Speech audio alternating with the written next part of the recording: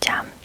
Benim 2 tane hesabım var. Biri kişisel hesabım, biri de blog gibi kullandığım bir hesap. Bugün sizinle o hesabı paylaşmayı düşünüyorum. Çünkü bana habire soruyorsunuz, seni Instagram'dan da takip etmek istiyoruz diye.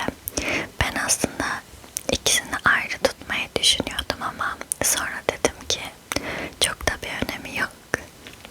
Peki neden elimde bu kitabı tutuyorum? Çünkü ben o hesapta bu kitaptan içerikler üretiyorum. Ya da üretiyordum diyebilirim. Çünkü bayağıdır yapmıyorum. Peki bu kitap nasıl bir kitap? Aslında ben bu kitabı 12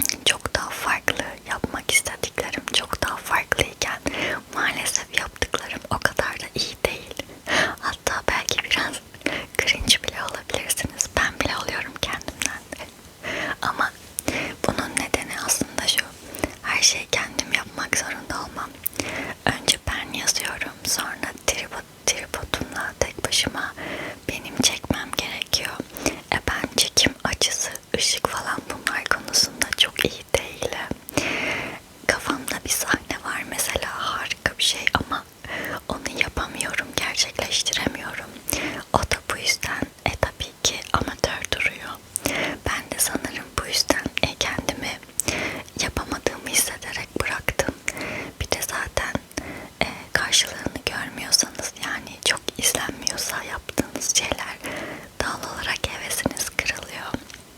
O yüzden sizin de görüşlerinizi merak ediyorum. O videolar sizce nasıl olmuş? Daha iyi nasıl olabilir? Hatta şöyle bir şey geldi aklıma. Acaba o içeriği burada mı devam ettirsem nasıl olur bilemedim. Bir düşüneceğim konuyu. Bu fikri beğendiniz mi? Bana yazın, tamam mı? Şimdi başlıyorum. Şimdi bir iki örnek cümle okuyayım. Mesela sayfa 8. Sayfalar şöyle. Her sayfanın başında bir cümle var. Mesela demiş ki simit ile çayın ilişkisinin nasıl başladığını anlat. İşte sen buradan bir hikaye yaratıyorsun. Böyle bir kitap. O çok sevdiğin filmin en çalıcı sahnesinde devreye sen giriyorsun ve orada bırakmış cümleyi sen kurguluyorsun. Tamam, böyle bir kitap. Şimdi gelelim benim yazdıklarıma. Sırasıyla okumayacağım. Yani Instagram'da paylaştığım sırayla değil, buradaki sırayla okuyacağım. Evet, ilk yazdığım şey bu kısa olan. En fazla 10 kelimelik bir öykü yaz, açıklı olsun. Bakalım ne yazmışım, okuyorum. Annesi için topladığı gelincikleri ona hiç ulaştıramayacağından habersiz yola çıktı. Burada siz ne düşünüyorsunuz mesela? Aklınıza ne geliyor bilmiyorum. Çok ucu açık bir şey. Ama şunu söyleyebilirim. Neden gelinciyi seçtim? Çünkü gelincik yaşamın geçiciliğini ve ölümlülüğü simgeliyormuş. Bir dakika. Kısa ömrü ve hızlı solan yapısı yaşamın kırılganlığını ve her şeyin geçici olduğunu hatırlatır. O yüzden de gelincik çiçeğini seçtim burada. Beğendiniz mi 10 kelimelik bu açıklığı? Sizce bu kadın mı erkek mi? Annesi uzakta mı yakında mı? Neden ona ulaştıramıyor? Nasıl bir yolculuk bu? Hayal gücünüze kalmış. Diğer cümleye geçiyorum. Sen Eminönü sularında bir balıksın. Bakalım ne yazmışım. Tüm arkadaşlarım beni buradan gitmek için ikna etmeye çalışıyor. O yemin ucunda hayata yeniden başlama fırsatı var diyorlar. Gidenler mutlu olmasaydı geri dönmezler miydi? Belki de haklıdırlar. Takip edip onlara çıkıyorum sudan. Soğuğu hissediyorum önce. Nefesim kesiliyor yavaş yavaş. Birden kendimi küçük bir kovada buluyorum. Arkadaşlarım da buradalar. Hiçbiri yüzüme bakamıyor. Bense ömrümün son saatlerinde başkalarının yolundan gitmeye kendimi nasıl bu kadar kolay ikna ettiğimi düşünüyorum. Sanırım oltaya geldim. Kelime şakamı beğendiniz mi? Bence çok mantıklı. Burada her anlamda oltaya gelmeyi kullandım. Evet, şakaların açıklığını kuzata dönüştüğüme göre devam ediyorum.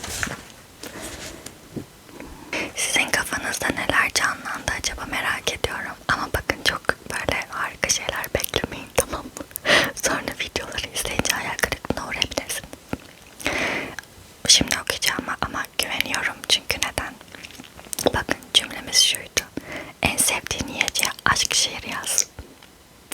Ben hayatımda daha önce şiir bile yazmadım. Ve yazdığım ilk şiir bir yemeğe oldu, bir yiyeceğe. Yani bence bu müthiş bir şey aslında. Ve şiirime de güveniyorum. Açıkçası şiirimi seviyorum arkadaşlar. Sizce neye yazdım? Hangi yemeğe yazdım? Hemen söyleyin çabuk. Çabuk düşünün aşağıya. Tamam, okuyorum şimdi. Bu arada akrostiş oldu. Onu da belirtmek isterim. Ama komik değil. Akrostiş deyince aklınıza komik şeyler gelmesin hemen. Okuyorum. Siz ne olduğunu aşağı yazarsanız kelimenin baş harflerinden. Aslında evet, kelimenin baş harflerine bakmadan ve videoyu izlemeden bunu anlayabilir misiniz ki? Öyle düşününce, çünkü görsel yok. Keşke akrostiş olduğunu söylemeseydim.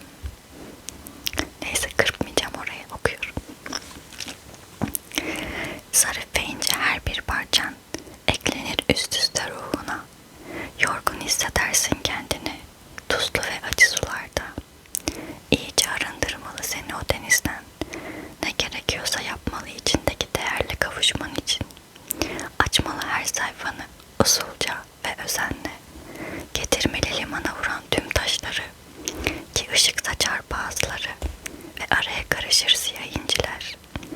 Sarıp sarmalar her yanını, al içine hepsini, renk kastın ruhunun raflarına. Mağaranda demlenme vakti geldiğinde artık hazır olmak için en güzel haline. Çok güzel değil mi şiiri? Ve bir yiyeceğe yazdım ama yiyecek olduğu tabii ki belli olmuyor böyle okuyunca. Ben bilmiyorum. Metaforlar kullandım tabii ki. Ne olduğunu söyleyeyim ya, söyleyeyim. Zeytinyağlı sarma arkadaşlar. Bakın şimdi zarif ve ince yapraklar. Zarif ve ince her bir parçan demişim. Eklenir üst üste ruhuna. Yorgun hissedersin kendini tuzlu ve acı sularda. Neden tuzlu ve acı sular? Çünkü salamura yapıyorlar ya, kavanozlara koyup tuzlu oluyor sular. O yüzden. Sonra iyice arındırmalı seni o denizden. Yani pişirmek için yaprakları çıkarırken iyice yıkıyorsunuz, arındırıyorsunuz o sudan. Sonra açmalı her sayfanı, yani yaprağı güzel bir şekilde yayıp açıyoruz özenle, yırtılmasın diye. Ve limana vuran tüm taşlar ışık saçar bazıları, pirinci çünkü beyaz. Araya karışır siyah inciler. Bu da kuş üzümü. Kuş üzümüydü değil mi? Doğru söylüyorum. Onu temsil ediyor siyah inciler. Al içine hepsini çünkü saracağız. Sonra mağaranda demlenme vakti de işte tencereye koyup kapağını kapıyoruz ve pişiyor ya, o yüzden. Bence çok mantıklı. Umarım siz de şiirimi beğenmişsinizdir. Video izleyince de yorumlarınızı bekliyorum. Devam edelim.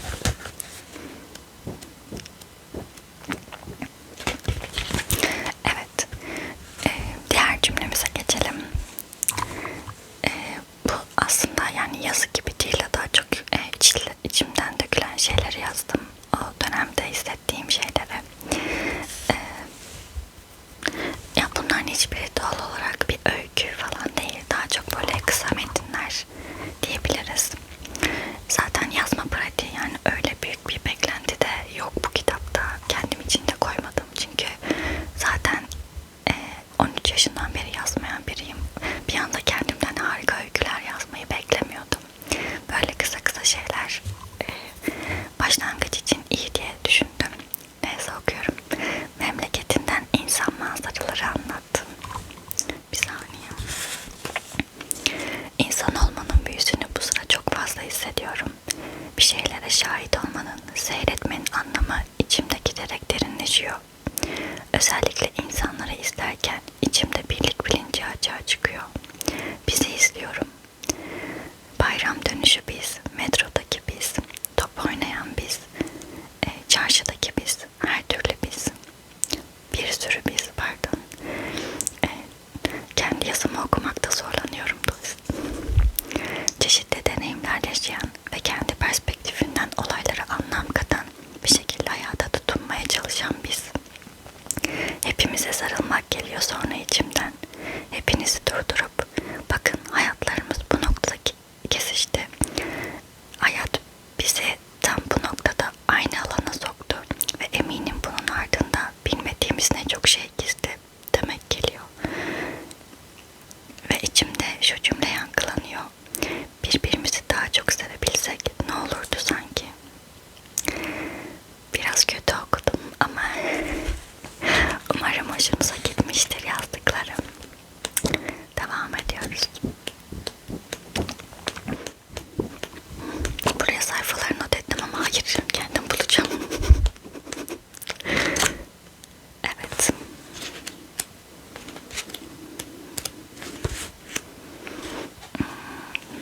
Tamam. Şimdi bir dakika. Benim bir şey getirmem gerekiyor içeriden. Geleceğim. Evet, geldim. Bazı şeyleri yanıma almayı unutmuşum. Çünkü bu videolarda bazen eşyada kullandım. Şimdi neden olduğunu anlayacaksınız. Cümlemiz şu. Kışın gözünden ilkbaharı anlat. Ben bunu Instagram'da yaz diye yazdım. Yani kışın gözünden yazı anlat. Bunu sadece siz biliyorsunuz. Sakın çaktırmayın. İnsanlarda kitap yok diye çok önemsemedim. Yani yoktur herhalde.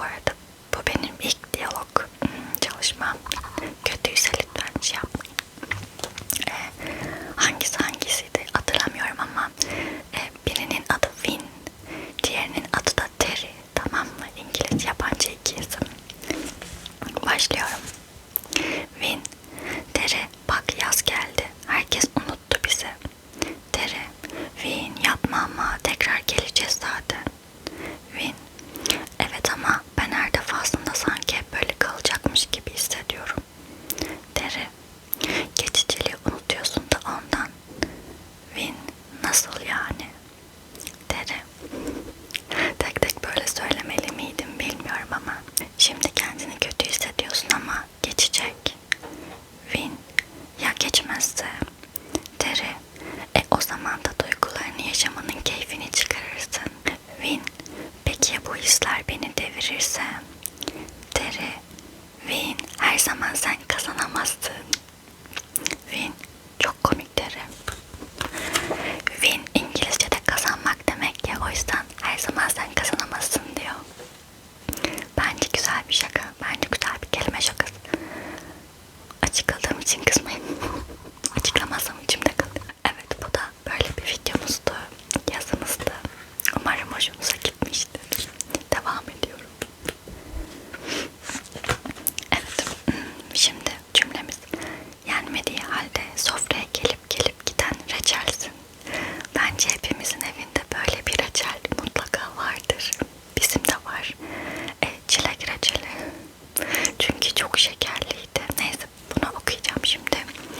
Burada nasıl bir görsel kullandığımı açıklamak istiyorum. Fakat o kavanoz, evet kavanoz değil mi? Bazen bazı şeyleri unutuyorum ya, çok saçma. Kavanoz kırıldı ama ne yapmıştım?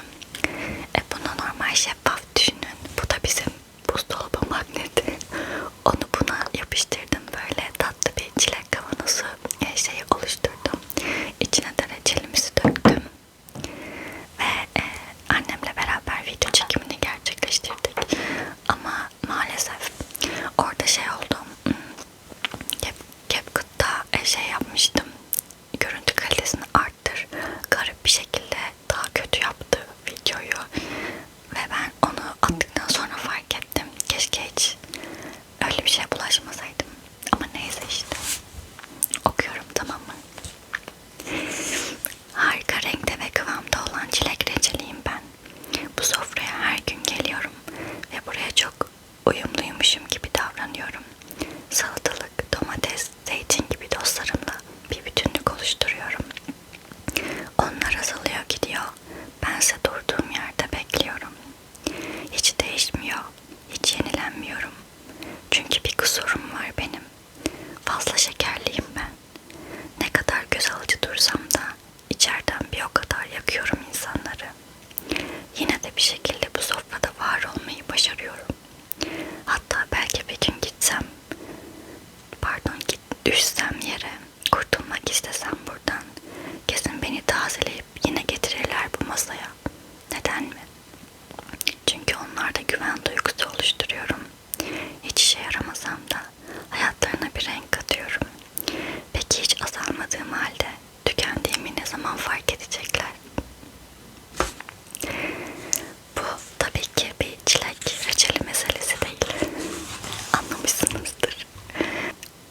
Çilek reçeli hikayemi beğendiniz mi? Sizce burada çilek reçeli ne anlatmak istiyor, ne hissediyor? Siz neyle bağdaştırdınız merak ediyorum. Yorum yaparsanız çok mutlu olurum. Şimdi devam edelim.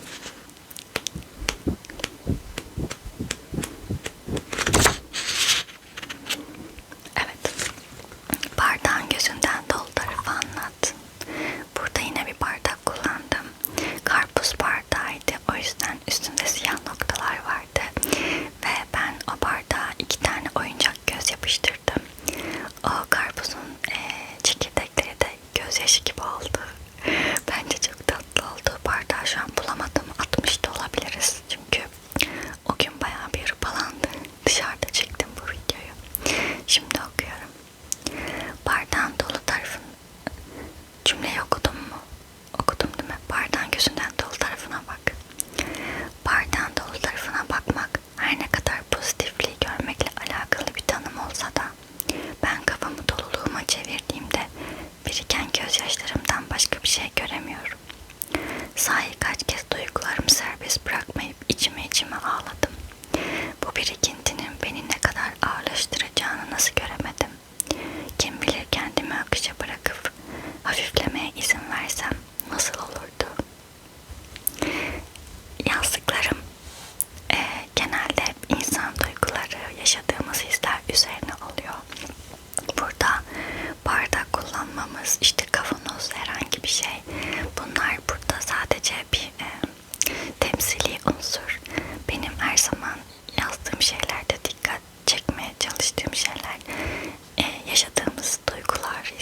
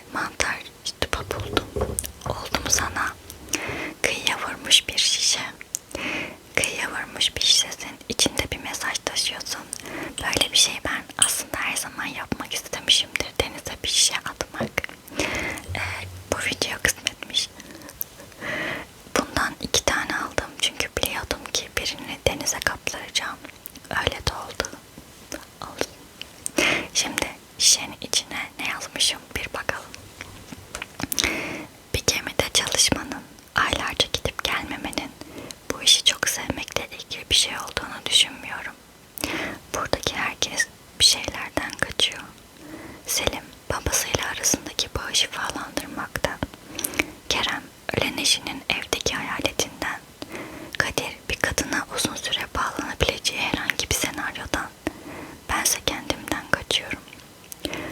Bu bir avuç korkak, kaçtıklarının bedelini öder gibi çoğu gün büyük dalgalarla boğuşuyor bir de. Büyük dalgaların ortasında alabora olmamak için tepelenip duruyor. Bu noktada hangi dalgalarla boğuşmanın daha zor olduğunu düşünmeden edemiyorum. Kaçtığın şeyin ortasında bulduktan sonra kendini, gitmenin ne önemi var ki?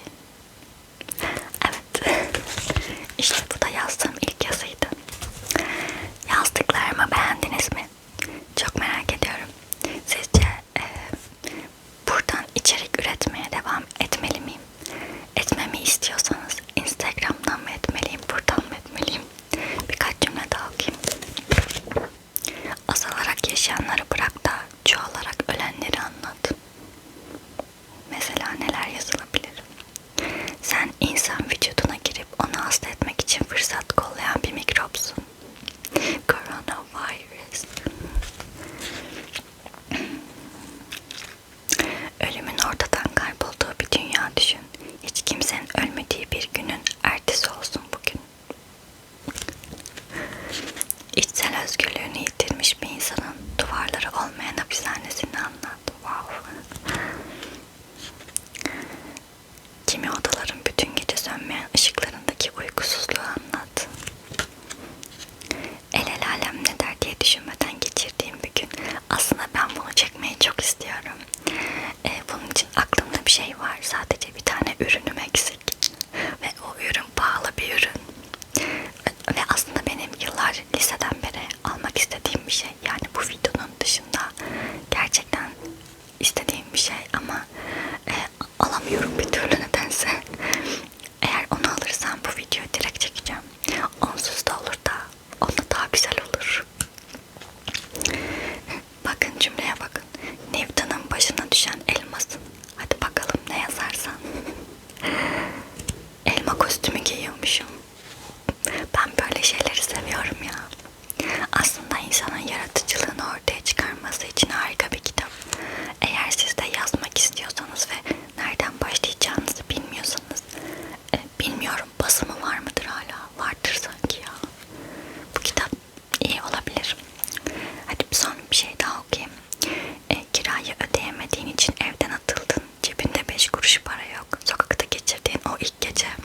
Mesela bakın bunu gece çekmek lazım.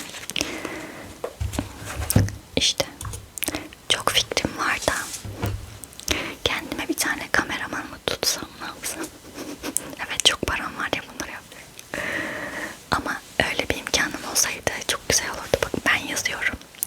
Şöyle şöyle çek beni diyorum. Yönetmen yine ben olacağım. O sadece açıyı, ışığı falan ayarlayacak. Harika olmaz mıydı? Neyse. Belki bir gün diyerek. Bilin bakalım, o kadar konuşup neyi söylemeyi unuttum. Instagram hesabımı. İsmi Mystery of Elif.